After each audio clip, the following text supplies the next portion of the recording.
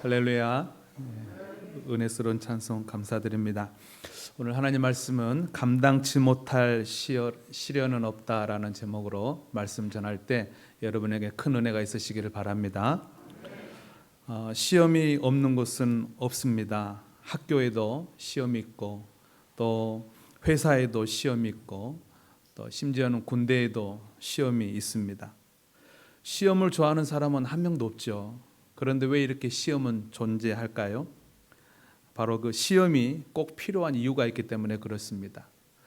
우리가 살아가는 세상에서 시험이 꼭 필요한 이유는 두 가지입니다. 첫째로는 그 시험을 통해서 그 사람의 실력을 측정할 수 있기 때문에 그렇습니다. 우리가 수능을 보는 것도 이 학생이 대학 가서 수업을 받을 수 있겠는가, 그 능력을 측정해 보는 거 아니겠습니까? 자격증 시험도 마찬가지죠. 이 사람이 이 자격을 갖출 만한 실력이 있는가 측정할 수 있는 것이 바로 시험입니다. 그래서 시험이란 것은 좋아하는 사람은 없지만 꼭 필요한 것이죠. 두 번째 시험이 필요한 이유는 그 시험을 통해서 그 사람의 실력이 향상된다는 겁니다. 시험을 준비하고 또 시험을 치르는 과정 속에서 공부를 하죠. 그러면서 그 시험을 통해서 그 사람의 실력이 향상되기 때문에 시험을 좋아하는 사람은 한 명도 없지만 꼭 시험이라는 것이 필요한 것이죠. 우리 인생의 시련도 마찬가지입니다, 여러분. 시련이 우리에게 주는 유익도 똑같아요. 우리는 시련을 통해서 그 사람의 실력을 측정할 수가 있습니다. 시련이 왔는데 버텨내지 못하고 꼬꾸라진다면 그 사람은 실력이 없는 거죠. 그런데 시련이 왔을 때 그 시련을 대하는 태도나 이겨내는 그 과정 속에서 그 사람이 정말 실력 있는 사람인가를 우리는 측정할 수가 있는 것입니다. 우리 청년들이 연애할 때요, 서로 사랑하고 좋아하는 감정이 마음에 가득 찰 때 그때 그냥 덜컥 결혼하는 것보다는 오히려 연애 가운데 시련을 겪어봐야 돼요. 정말 맨바닥까지 내려가서 그 사람의 내면까지 다 들춰볼 수 있는 그 정도까지 다 경험하고 났을 때 결혼해야 안정적이지, 이렇게 그냥 늘 사랑하는 마음만 가득 찰 때 결혼하면 오히려 그것이 더 위험한 것이죠. 시련을 당했을 때 이 사람이 그 시련을 겪어내는 그 과정을 보면서 이 사람이 결혼해도 될 만한 사람이구나, 이렇게 측정할 수가 있는 것이죠. 또 우리 인생의 시련을 통해서 우리의 실력을 향상시킬 수가 있습니다. 인생의 시련을 통해서요, 사람은 더 단단해지고 성장해지는 것 아니겠습니까? 여러분, 그 헬스클럽 피트니스 센터에서 사람들이 무거운 것을 막 들고 또 유산소 운동을 하면서 막 몸에 막 시련을 주잖아요. 왜 그렇습니까? 그 몸에 막 시련을 주면서 더 몸이 단단해지고 건강해지는 원리랑 똑같아요. 우리 믿음의 시련, 인생의 시련도 마찬가지예요. 그렇게 막 힘들고 어려운 것들을 겪어내면서 우리가 더 단단해지고 성장해질 줄로 믿습니다. 한번 부러진 뼈가 뭐 더 단단하다는 말도 있잖아요. 시련을 딱 인생에 당하면요, 그 사람은 더 단단해지는 거예요. 우리 믿음의 시련도 똑같은 것 같아요. 믿음의 시련도요, 그 믿음의 시련을 통해서 그 사람의 믿음을 측정할 수가 있어요. 믿음의 시련을 겪어내는 것을 보면서 이 사람이 정말 믿음이 있는 사람이구나, 그걸 우리가 테스트해 볼 수가 있다라는 것입니다. 평소에는 자기도요, 믿음이 있다라고 생각해요. 나는 믿음이 있는 사람이야, 나는 하나님을 믿지, 나는 교회를 다녀, 이렇게 생각을 했는데요, 자기 인생에 믿음의 시련이 탁 닥칠 때 맥없이 팍 꼬꾸라지면 그 사람 믿음이 없는 거예요. 자기도 착각했어요. 믿음이 있는 줄 알고. 그런데 그 믿음의 시련을 잘 이겨내면 그 사람은 믿음의 사람으로 합격점을 받게 될 줄로 믿습니다. 또 믿음의 시련을 통해서 우리는요, 믿음이 향상돼요. 시련을 통해서 우리 믿음이 자란다는 거예요. 여러분, 아브라함이 하나님 앞에 시험을 받습니다. 그 어린 아들 독자 이삭을 번제로 하나님 앞에 바치라는 시험을 받잖아요. 근데 그 시험을 통해서 그의 믿음이 성장해요. 그러면서 하나님이 뭐라 그럽니까? 네가 이제야 나를 경외하는 줄 알게 됐다라고 아브라함의 믿음을 시험하고, 또 아브라함은 그 시험을 통해서 그 믿음이 성장한 줄로 믿습니다. 욥이라는 인물도 마찬가지 아닙니까? 자식이 죽고 병이 들고 재산은 다 날아가고 그러면서 그가 믿음이 성장하잖아요. 그러면서 고백하기를 내가 전에는 하나님을 귀로만 들었는데 이제는 눈으로 봅니다. 멀리 계셨던 그 하나님이 자기 가까이 왔다라는 고백을 그가 하고 있는 것을 보게 됩니다. 자, 이제 오늘 성경으로 돌아가서 사사기 2장 7절에 이런 말씀이 있습니다. 사사기 2장 7절 우리 화면 보시면서 함께 봉독해 봅니다. 백성이 여호수아가 사는 날 동안과 여호수아 뒤에 생존한 장로들 곧 여호와께서 이스라엘을 위하여 행하신 모든 일을 본 자들이 사는 날 동안에 여호와를 섬겼더라. 아멘. 가나안 땅에 정착했던 이 부모 세대들은요 하나님을 믿고 섬겼습니다. 왜냐하면 40년 동안 그 광야 생활을 통해서 숱한 역경과 시련을 그 부모 세대는 경험했거든요. 수많은 전투와 전쟁을 통해서 그 하나님의 도우심을 부모 세대들은 경험을 했거든요. 그러면서 믿음의 야성을 갖추고요. 그 믿음의 시련을 통해서 부모 세대들은 이 믿음이라는 걸 가질 수가 있었어요. 그런데 이 자녀 세대들은요. 부모가 겪었던 그 광야의 40년의 시련을 그들은 알지 못하는 거예요.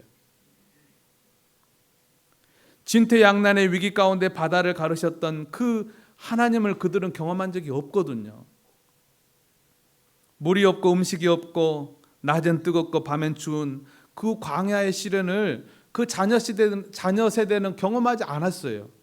그런 믿음의 시련이 없다 보니까 자녀들에게 믿음이 자랄 수 있는 기회가 없었던 거예요. 그러니까 그 온갖 시련을 겪었던 그 부모 세대들은 믿음이 있었고 하나님을 잘 섬겼는데 이 자녀 세대들은 그런 시련이 없다 보니까 사사기는 그들은 믿음이 없다고 하나님을 알지 못했다고 기록하고 있는 것입니다. 사사기 2장 10절 한번 볼까요? 사사기 2장 10절. 그 세대의 사람도 다 그 조상들에게로 돌아갔고 그 후에 일어난 다른 세대는 여호와를 알지 못하며 여호와께서 이스라엘을 위하여 행하신 일도 알지 못하였더라. 이것이 그 다음 세대, 자녀 세대들의 문제였습니다.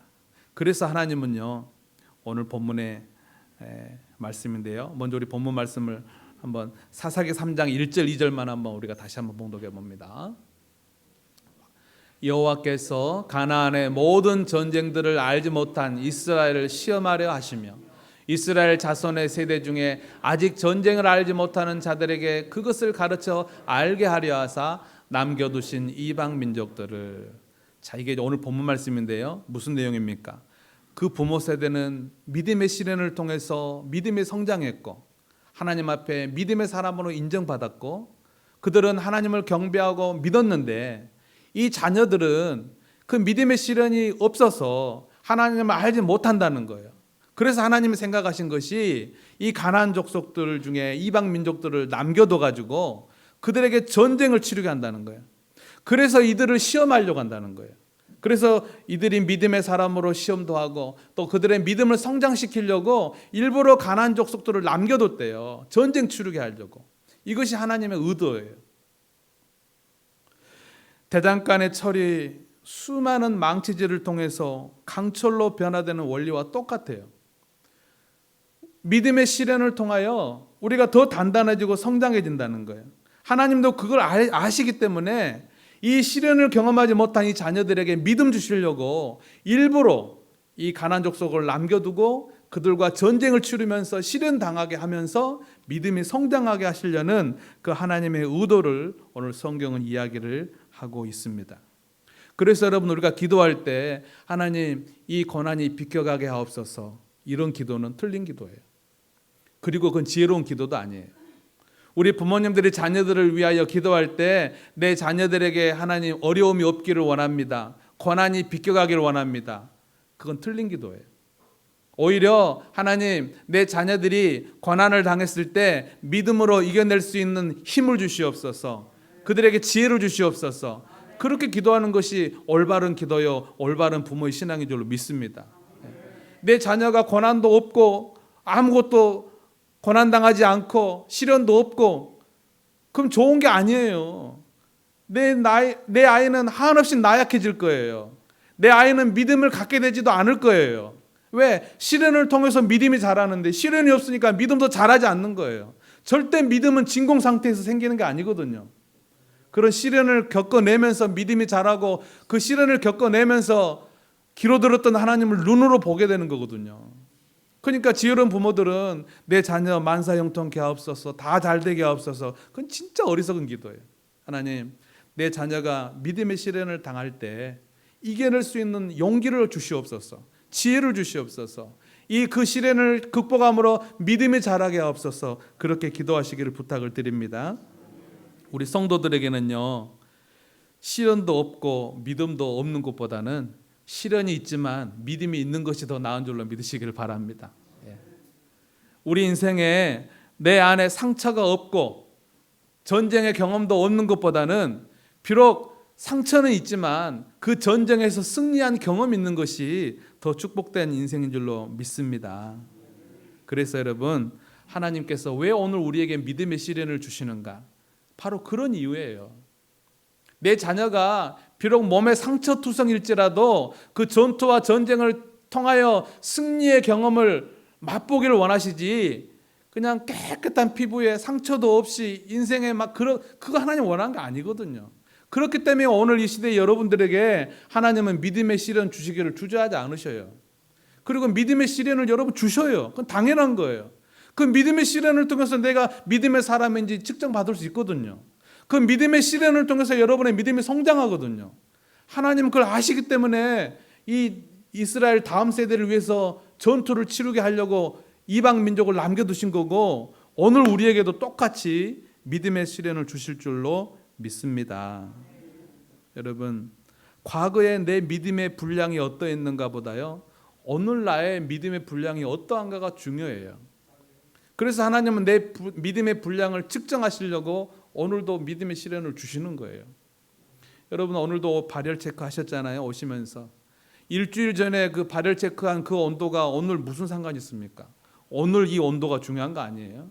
믿음도 똑같아요. 내가 젊었을 때 믿음, 청년 때 믿음, 주일학교 다닐 때 믿음, 오늘 나와 상관이 없어요. 오늘 내 믿음이 어떠한지 체크해 봐야 될 줄로 믿습니다. 과거의 믿음으로 오늘을 살아내는 것이 아니에요. 오늘 나의 문제는요, 오늘 내 믿음으로 풀어내는 것인 줄로 믿습니다. 그래서 하나님은요, 오늘 우리가 믿음 안에 바로 서 있는지를 체크해 보시려고 오늘도 시련을 주는 것으로 믿으시기를 바랍니다. 또 하나님은요, 우리에게 믿음의 시련을 허락하시는 이유는요, 우리를 더 성장하게 하시려고 그러는 거예요. 믿음의 시련이 내게 찾아왔을 때 내가 그 시련 때문에 넘어지지 않고 이겨낸다면 우리는 더 단단해지고 성장해낸 것을 믿으십니까? 믿음의 시련이 찾아왔을 때 그것 때문에 팍 꼬꾸라져 버린 것이 아니라 그걸 이겨내면요, 우리는 더 단단해지고 성장해지는 거예요. 믿음의 시련은 참 다양한 모습으로 우리에게 찾아옵니다. 때로는요, 신앙생활을 통해서 믿음의 시련이 찾아옵니다. 내가 생각할 때 나보다 믿음이 더 좋다고 생각하는 믿음의 선배들을 통해서요, 시련이 찾아와요. 나를 전도한 그 사람, 교회에서 나보다 믿음이 있다고 생각하는 중직자들, 심지어는 목사님을 통해서요, 믿음의 시련이 찾아오기도 해요. 심지어는 그럴 때 넘어지면 안 될 줄로 믿습니다. 때로는 교회에서 상처받지 않습니까? 신앙생활 하다 보면요, 수많은 상처받을 그런 상황이 생겨요. 수많은 갈등의 상황이 생긴단 말입니다. 그런데 그때마다 그냥 그 시련을 못 이겨내고 그냥 넘어지고 그냥 시험 들었다는 그런 말로 표현되는 그런 상황에 쓰러져 버리면 안 되는 거죠. 이겨내야 될 줄로 믿습니다. 때로는요, 영적 회의감으로 찾아오기도 해요. 이 신앙의 믿음의 시련이. 하나님은 내 기도를 듣지도 않으신 것 같고, 내가 이렇게 헌신해도 무슨 의미가 있겠는가, 이런 생각이 들고요. 때로는 영적인 그 어떤 회의감이 쫙 찾아와요. 야, 이거 은혜도 없고 기쁨도 없고, 설교를 들어도 아무런 영적 통찰력을 못 갖고, 교회를 다녀도 뭔가 영적인 자극도 없고. 여러분, 그럴 때가 있어요. 그게 믿음의 시련이에요. 신앙으로 찾아온 믿음의 시련이에요. 여러분 우리가 신앙생활할 때 예수 믿는 순간부터 천국 가는 그 순간까지 늘 막 영적으로 막 깨어 있고 막 통찰이 막 생기고 막 찬송할 때 기쁨이 임하고 막 늘 그러지 않아요. 때로는요 1년이 가도 2년이 가도 막 느낌이 없어요. 설교를 들어도 느낌이 없고 교회를 다녀도 기쁨도 없고 이게 뭐지? 그럴 때가 있어요. 어떻게 죽을 때까지 늘 행복하고 죽을 때까지 늘 그냥 하나님으로부터 막 계속 음성이 들리고 계속 마음에 뭔가 막 일어나고 기도하면 뭔가 막 하나님이 아마 안아주시는 것 같고 어떻게 늘 그래요. 근데 그런 것이 없을 때가 있어요. 1년이 가도 2년이 가도 없을 때가 있어요. 그러면 이게 뭐야? 뭔가 잘못됐나? 이럴 때가 있어요. 이게 바로 신앙의 어떤 믿음의 실현이거든요. 여러분 그런 경험 있으신 분은 이해가 되실 거예요. 저도 그랬어요. 저도 그래. 근데 그게 실현이거든요. 그걸 이겨내야 되거든요. 신앙생활을 통해 찾아온 믿음의 시련들을 여러분 꼭 이겨내시기를 축복합니다. 그걸 이겨내야 여러분 성장하는 거예요. 성숙하는 거예요. 때로는 이 믿음의 시련이요 가정생활을 통해서 옵니다. 부부관계가 벌어져요. 배우자가요 미워지기 시작하는 거예요. 이 마음속에요 사랑의 마음이 단 1%도 안 생기는 거예요. 몸은 같이 사는데 이 정서는 이미 이혼, 정서적인 이혼이라고 그러잖아요. 몸은 한 집에 살지만 이미 마음이 이혼해버린 그런 부부가 많아요. 때로는 양가 집안 문제로 부모님 문제로 속상한 일도 생기고요. 때로는 자녀들이 속을 썩이잖아요. 자녀들이 말을 안 듣고 때로는 자녀들 앞길에 평탄치가 못하고 이렇게 믿음의 시련이 가정을 통해서 찾아옵니다. 그러나 여러분 그 시련도 잘 이겨낼 수 있기를 축복합니다. 때로는 이 믿음의 시련이요 경제생활을 통해서 찾아옵니다. 많은 돈을 대출해가지고 사업을 탁 시작했는데요. 사람 힘으로 어찌할 수 없는 일들이 빵빵 터지는 거예요. 그냥 조류독감이 팡팡 찾아오기도 하고. 1998년 IMF 구제금융이 있었잖아요. 그때 또 얼마나 힘들었습니까? 그리고 한 10년 뒤에 2008년도에 미국발 금융위기가 또 우리를 힘들게 하고 지금은 코로나 때문에 얼마나 많은 우리 국민들이 힘듭니까? 항공, 여행, 숙박, 관광, 수많은 소상공인들이 지금 실직하고 어려운 가운데 있습니다. 때로는 돈을 떼이기도 하고 사기를 당하면서 경제적인 손실을 얻기도 하죠. 그러나 여러분 이 경제 생활로 찾아온 이 믿음의 시련도 꼭 이겨낼 수 있기를 축복합니다. 여러분 이미 잃어버린 거 있잖아요. 이미 잃어버린 물질, 이미 잃어버린 경제, 이미 잃어버린 거 있잖아요. 그거는요 빨리 마음에서 잊어버리기를 부탁을 드립니다. 그게 좋아요. 안 그러면요 이 마음이 병들어요. 내가 사기당한 거, 받을 거 못 받은 거, 잃어버린 거, 뺏긴 거 있잖아요. 그런 것들, 숱하게 손해본 것들, 그거는요 빨리 잊어버려야 돼요. 안 그러면 내가 병들어 버려요. 그것 때문에 속상하고 병들어 버려요. 혹시 여러분 잃어버린 거 있으면요 오늘 이후로 생각하지 마세요. 갚아주면 고맙고 없는 거 생겼다 생각하고. 근데 그건 미련 가지면 병들어요. 여러분 도박에 빠져서 도박에서 다 잃잖아요. 결국은 다 잃잖아요. 근데 그 도박에 잃어버려 놓고도 계속해서 돈을 잃으면서 미련을 두고 하는 사람이 어떤 사람인지 알아요? 내가 잃은 게 얼마나 많은데 내가 본전만 따면 내가 거기서 그만두겠다. 본전만 다시 따면 그만두겠다. 이 맘 때문에 못 끊는 거예요. 바로 그 순간 딱 끊어야 돼. 이제 내가 잃어버린 거, 손해본 거는 내가 다 정리하겠다. 그래야 끊어지지요. 이거 아까워서 어떻게 내가 얼마나 많이 손해봤는데 나 본전만 다시 내가 확보하고 나서 그만두겠다. 그런 거 없어요. 다 잃어버리시기를 부탁을 드립니다. 여러분 사시면서 얼마나 내 의지대로 안 돼가지고 잃어버린 거 많아요. 받아야 되는데 못 받았어요. 안 주는데 어떡해요. 사기치고 도망가는데 어떡해요. 얼마나 많은 걸 잃어버렸습니까? 다 잃어버렸어요. 다 그냥 잊어버리는 것이 우리 건강에 좋아요. 그리고 여러분 혹시 갚아야 될 부채가 있습니까? 아무리 막막해 보여도요. 여러분이 건강만 하시면 다 갚아질 줄로 믿으시기를 바랍니다. 여러분이 부채 상환도요. 가속도가 붙어요. 지금은 막막하잖아요. 도대체 이거 어떻게 내가 이 물질을 감당하냐. 근데 가속도가 붙어요. 올해 다르고요. 내년 다르고요. 내후년 달라요. 내가 건강만 하고요, 부부가 딱 마음만 아프면요, 반드시 해결되는 걸 믿으시길 바랍니다. 저는 그런 거 많이 봤어요. 정말요, 막막해요. 근데 10년 지나니까 해결되대요. 10년 지나니까 해결돼요. 그때는 이거 도대체 어떻게 사냐, 그냥 뭐 죽어야 되냐 말아야 되냐, 둘이 마음만 합하고요, 부부가 왜 이혼합니까? 경제적으로 어렵다고 왜 이혼해요? 그때 더 마음을 합해야죠. 그리고 내가 건강하면요, 다 해결이 되더라고요. 내 생애 안에 다 해결돼요. 걱정하지 마세요. 가속도가 붙어요. 가속도가. 여러분, 경제적으로 믿음의 시련을 당했다면 하나님 앞에 헤쳐나갈 기회를 달라고 기도하시길 바랍니다. 그러면 헤쳐나갈 수 있는 그 지혜를 하나님께서 주실 줄로 믿습니다. 포기하지 마세요.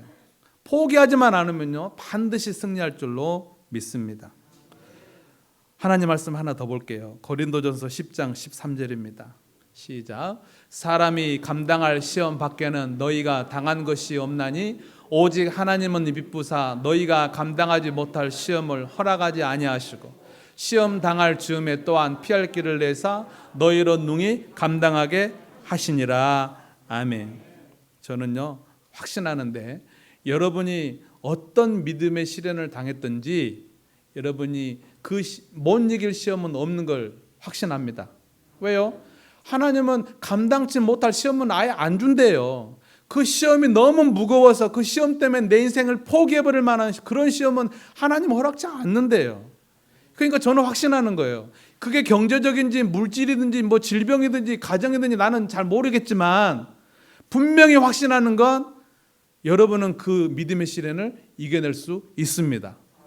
왜? 감당할 만한 시험을 하나님이 주셨으니까요. 그리고 놀라운 것은 그 시험 당할 때 피할 길도 주신대요. 할렐루야. 믿으시기를 바랍니다. 피할 길도 주신대요. 이거는 마치 어떤 거냐면요, 그 군대 갔을 때 훈련을 받잖아요. 저도 훈련 받을 때 힘든 것이 많이 있었는데 제일 힘든 것 중에 한 가지가 뭐였냐면 행군이었던 것 같아요. 행군. 하루 종일 걸어서 아침에 출발해서 이제 저녁에 들어오는 행군을 하는데 너무 힘드니까 시계도 무거운 거예요. 시계도 버려버려요. 무거우니까, 힘드니까. 그리고 출발하기 전에 총에다가 줄을 묶어가지고 내 허리띠에다 묶는 거예요. 왜냐하면 중간에 너무 힘들어가지고요, 군인들이 총을 잃어버려요. 총을 놔두고 와버려요. 그런 일이 발생하니까 총 하나 잃어버리면 큰일이잖아요. 그러니까 총에다 줄을 묶고 그 줄을 몸에다 딱 묶는 거예요. 그리고 너무 힘들더라고요. 저도 행군이 참 힘들더라고요. 많이 걷는 것이. 근데 그 행군할 때요, 맨 뒤에 따라오는 차가 한 대 있어요. 그게 무슨 차인지 아세요? 남자들 다 알죠. 무슨 차가 한 대 따라와요? 구급차가 제일 뒤에 따라와요. 구급차가. 군대 구급차, 위생차가. 그게 무슨 말이에요? 쓰러지면 태우고 가겠다는 거 아니에요? 쓰러진 군인 생기면 태우고 가겠다는 거잖아요. 그게 바로 피할 길이에요. 하나님은 우리에게 시험 주는데요, 딱 피할 길을 다 예비하시는 거예요. 믿으시길 바랍니다. 하나님께서 아브라함을 시험하셨잖아요. 아들 이삭을 번제로 바치는. 이건 보통 시험입니까? 자식을 죽여야 되는데. 근데 하나님께서 피할 길을 딱 내셨어요. 수풀에 뿔이 걸려있는 양이 준비된 걸 믿으시길 바랍니다. 다 그렇게 준비되어 있다는 거예요. 그러니까 저는 확신해요. 우리 모든 성도들한테 어떤 믿음의 시련이 임할지라도 반드시 이겨내고 하나님 피할 길을 주신다. 어떤 시련도 내 인생을 짓누르고 내 인생을 무너지게 하고 쓰러뜨리게 하고 그냥 더 이상 못 일어나게 하는 그런 시련은 하나도 없다. 확신합니다. 그래서 여러분 힘을 내셔야 돼요. 여러분이 당한 시련 때문에 여러분이 죽을 일은 절대 없어요. 절대로 실패하지 않습니다. 여러분이 이 시련을 잘 통과하면 하나님 앞에서 믿음의 사람이라 인정받을 것이고 또 이 시련을 잘 이겨내면 훨씬 강한 믿음의 사람으로 성장하게 될 줄로 믿습니다. 여러분, 다시 꿈을 꾸십시오. 소망을 가지십시오. 내 인생이 이 정도로 살기에는 너무 아깝지 않습니까? 하나님이 내게 주신 이 인생을 이 정도로 살다 말 것 같으면 너무 아깝잖아요. 다시 꿈꾸셔야 돼요. 다시 소망을 가지셔야 돼요. 여러분의 미래를 기대하십시오. 그리고 기도하면 기적이 일어날 줄로 믿습니다. 우리 찬송하겠습니다.